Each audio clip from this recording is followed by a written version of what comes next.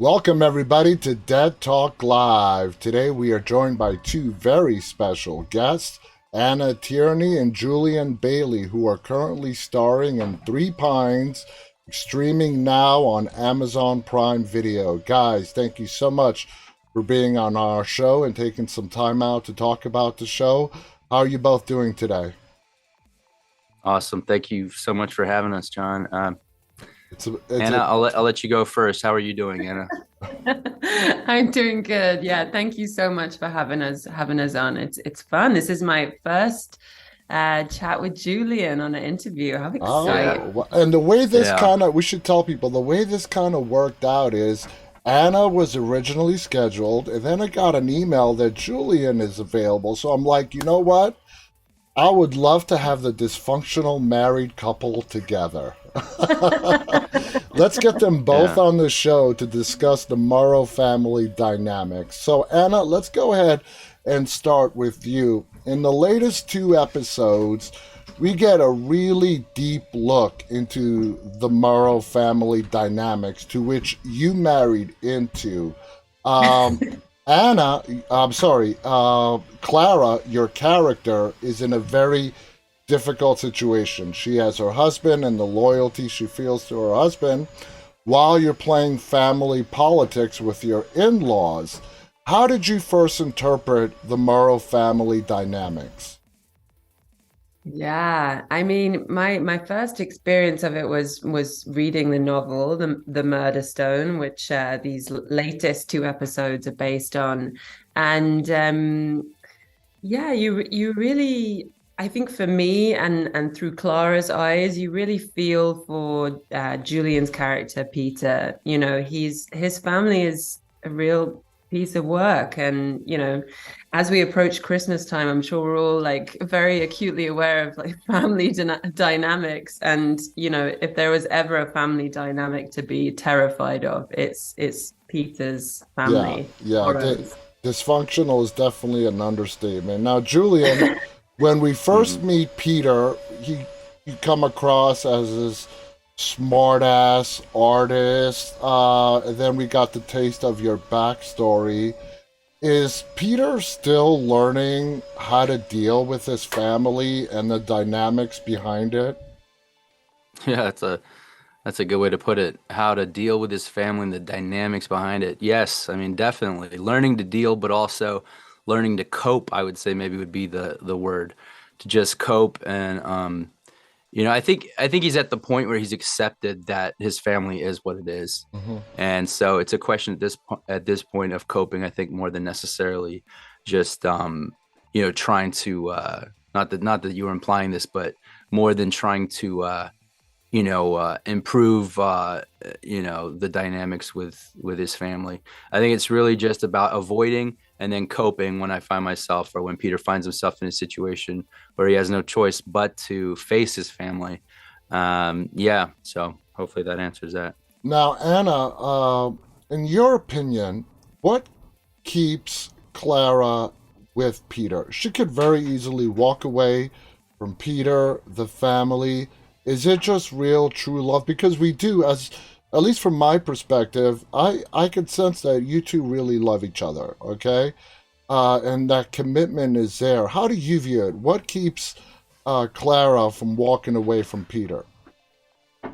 Well, I think this is something that's really explored in the novels by Louise Penny. Their relationship gets explored in even more depth than it does in the show. And there is real love between them, and both of them very different. And I think maybe it's a case of opposites attracting. Mm-hmm.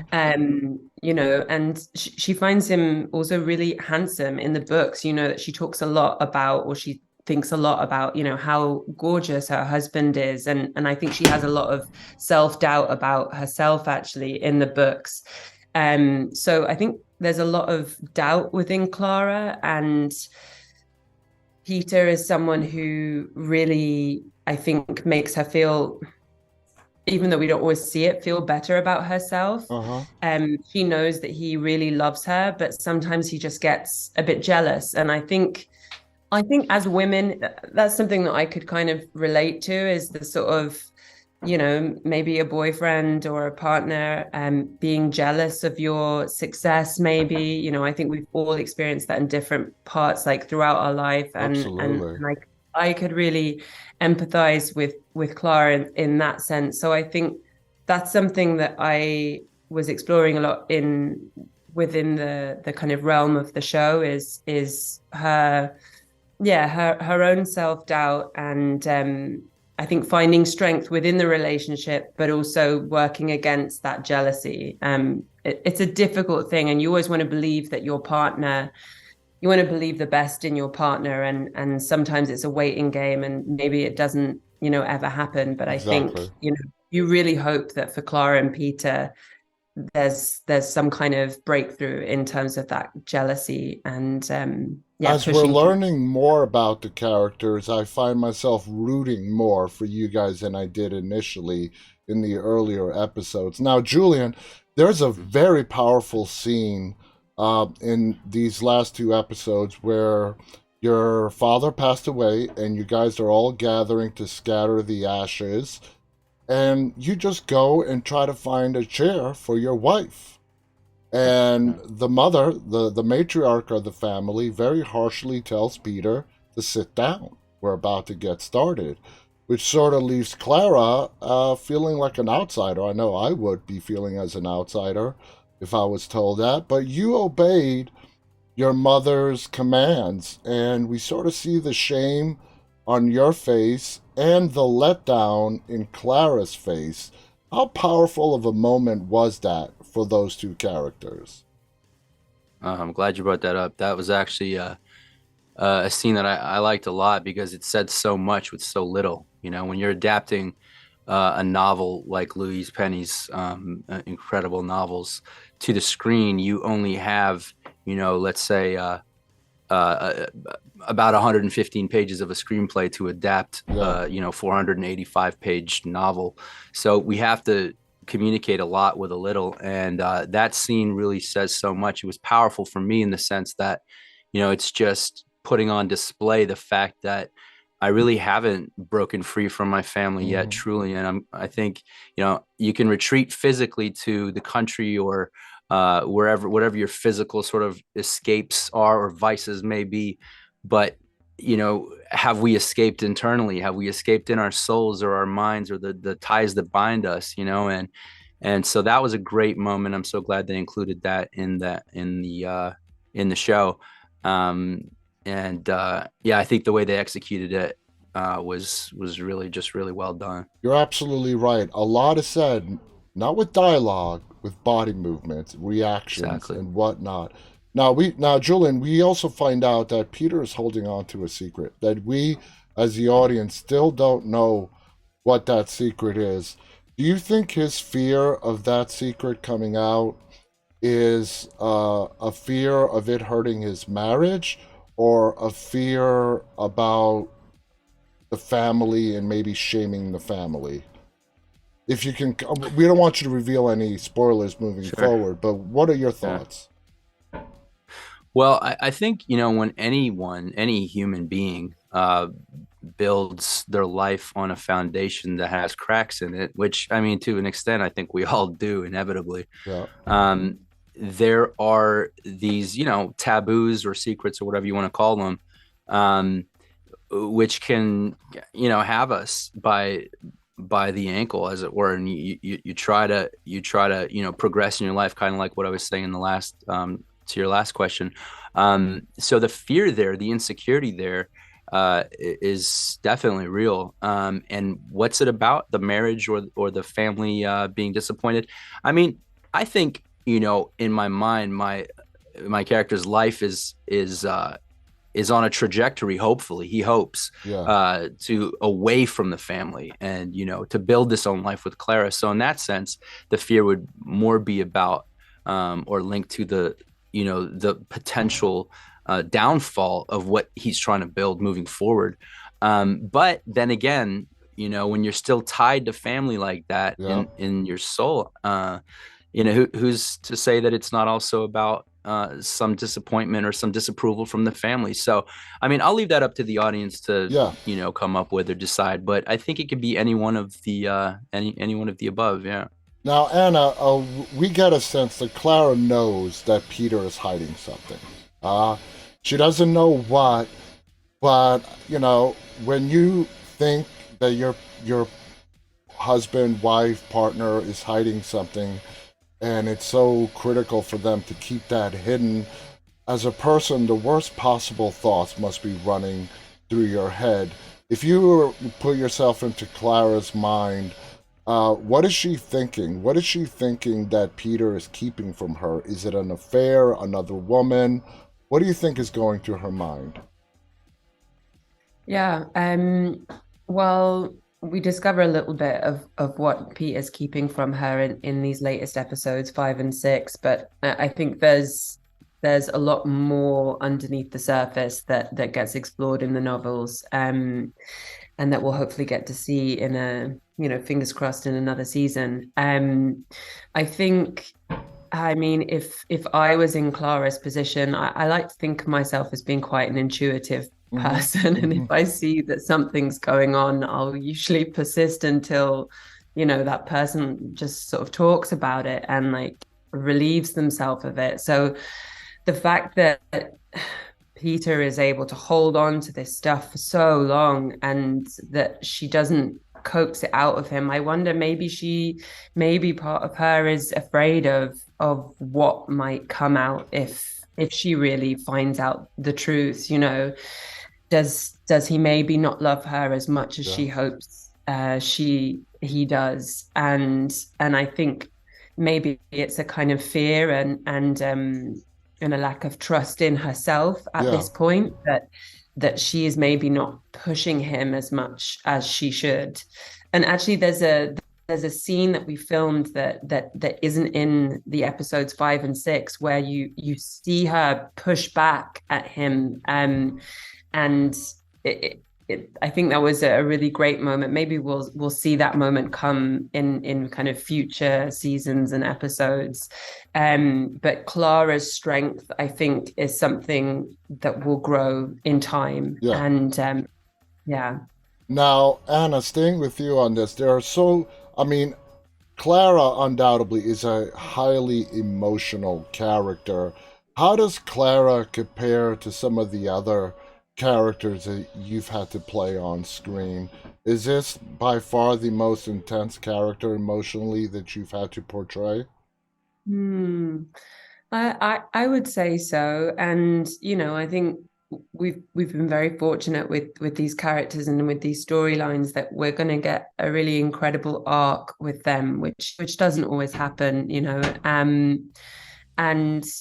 And yeah, she is someone who leads with her emotions on the surface, and I think that's probably me as well, to an extent. I'm maybe not as emotional as I used to be. I'm able to tame it a bit more now, but I again, that's something that I could really relate to with Clara, those emotions being right there. And I think she's also very perceptive as well, and that's something that she shares, I think, with Gamache, and we see that explored throughout these episodes, that they seem to see things in other people that they don't see in themselves, and that's something that she then explores in her artwork. And For me, as a viewer, the way Clara stands out from the rest of the town of Three Pines is that she wears her heart on her sleeve. You know what I mean? She's authentic. She always is trying to do the right thing. And that's why I think a lot of people can relate to Clara. Now, Julian, do you like the opportunity that Three Pines has given you to sort of flesh out a character, as opposed to maybe some of your other roles where it might feel rushed? You get your time to really develop the character of Peter Morrow. Oh yeah, I would say love, not like. I'm totally, grateful for the opportunity that I have with this show and with this character to do exactly that. To stretch my legs creatively, and yeah, have a chance to to build something. I mean, life is complex, and people are complex, and if you try to boil it down to just you know uh, one episode or a short recurring arc on a show or whatever, they can be tricky, especially if you're not really like part of a main cast, or you're Yeah. not the guy or whatever. It can be really tricky because let's say you've probably looked at my resume. I've done a lot of guest stars and sort of rather short recurring arcs on shows and things like that, or supporting roles in films and things like that. So yes, I'm totally grateful and love the opportunity to sink my teeth into it, dig my heels into the material like this. Absolutely. Now, Anna, before filming began, and you had an understanding of what the producers and the directors wanted of Clara Morrow, what were some of the elements to the character that you wanted to inject that were very important for you and your interpretation of Clara? Hmm. Um, yeah, I think there are some differences between the novels and what we have on screen for the character. Like in the novels, which I immersed myself in before the audition process came about. She's constantly got food in her hair, and she's really scruffy and very unaware. And it's something that just wasn't written into our version for the Mm-hmm. screen. And I think, as fun as those little things are, and maybe we'll see them emerge in future when she's really getting into her artwork, I think that you didn't need it. I wanted to be able to show her kind of her self-doubt and her struggles with finding her strength and her voice and asserting herself. I think I wanted that to come from within Mm-hmm. and to be a really deeply felt thing. And it's not something that people who just look messy experience. It's something that we all experience, that really acute self-doubt and just fears about can you be yourself in the world, and can you put yourself out there and be accepted. And so I wanted to, it was really important to me to convey that. And yeah, and I think her empathy and the fact that she sees the good in people, and I think that's a theme in the show as well. So that was important for me to keep that theme going when there's all this kind of darkness happening around them, is that she's really always trying to cling to the good in the world and see the best in people. And Yes, yes, I completely agree. Now, Julian, having Peter and Clara being such a vital piece to this show, and your relationship had to be portrayed realistically, not as this fantasy fairy tale romance couple, but as a couple who's experiencing a rough patch in their marriage. Did you guys have to do some chemistry reads together before casting was finalized to make sure that everything was clicking properly? uh, well, insofar as you can gauge chemistry over Zoom, yeah, we did over a Zoom audition at that.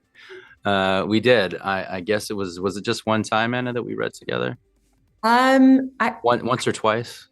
I think it was just once, but what was interesting for me is I was cast as Clara, and then I had to read with a few different Peters, and that was a really interesting experience, being on the other side of that, and seeing all these potential husbands who were all brilliant, but ultimately Julie. I'm so thrilled that Julian is Peter, because Yeah. as just a human, Julian is the best. And we had a really great time after the audition process. Once we'd been cast, we had to, I guess, figure out our chemistry then, and who are Clara and Peter. And we would talk about books that we thought maybe the characters were based on and inspired by. Like there's other Canadian artists that we had read about, and we went to a gallery together. And Julian was the perfect person to do all that with, and I don't know if I would have had that with another actor. So I'm really, really grateful that it turned out the way it did. So are we. Sweet. Now, we're almost out of time, but Julian, I want to throw this question to you. When you approach a new character and there's source material involved, Sarah Booth was my guest last week. I asked her the same question as well. Is your preference to go in getting very familiar with the source material, or do you like going in with a blank slate and develop the character from the script and within? Okay, well that's a good question. I think I think I mean, first and foremost, you have to honor the script that you have to work with. Yeah. But since there was source material in this case, if I'd have had time, see, I'll just say this: I was cast rather late in the process and rather close to our commencement of our principal photography. So I didn't necessarily have that much time, and I'm not exactly, the fastest reader in the world. I really take my time when I'm reading, especially a novel fiction. So I didn't have a lot of time to dig into the books, and I will say that I started to, and then noticed a couple of things that I thought, and we'd already started rolling at that point, and I didn't necessarily want to get too in my head about some of the differences. Yeah. And I mean, Anna can attest to the fact that there was a couple physical things that I noticed. I hadn't. Oh shoot. Sorry. We can see you. You're fine. Am I back? Okay. Sorry. I got a notification.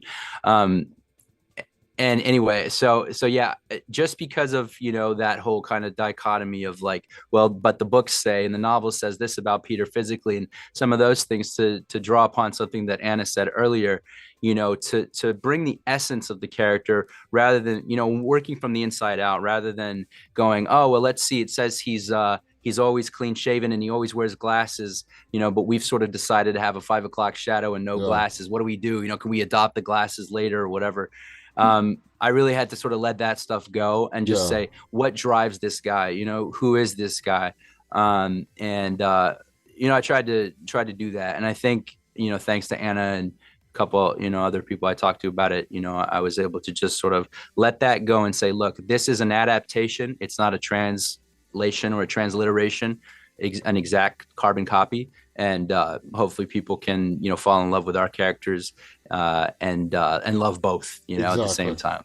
And I just want to thank you guys so much. You guys are brilliant in the roles of Clara and Peter Morrow. These last 2 episodes were about your family. Clara, poor Clara being drawn. I feel so bad being drawn into that family. Oh my God. I want to thank you guys for sharing your time. Again, for everybody, the show is called Three Pines. A new episode is dropping tomorrow. We have 2 episodes left before the season comes to an end, so it's definitely worth binge watching if you have not been watching it yet. It's a great show. It's a murder mystery that is broken up into these like 2 episode parts. And we sort of get the story sort of recycles and we get a whole bunch of new information every 2 episodes. And I love that format. So definitely looking forward to tomorrow's episode. Thank you both for coming on here and sharing your experience. I want to thank our audience, those of you who are watching live and those who will be watching this later on. Anna, before we go, do you have any final thoughts you want to share before we go? Just that, it's a great show. We had a great time working on it, and it's perfect for Christmas. So, highly recommend. Absolutely. Again, thank you to Anna Tierney, Julian Bailey. On behalf of all of us, stay safe and stay walking, and Merry Christmas, as this will be our last show before Christmas. See you next time. Bye, everybody. Merry Christmas. Thanks, John. No problem. Thank you so much, John. Bye. Bye.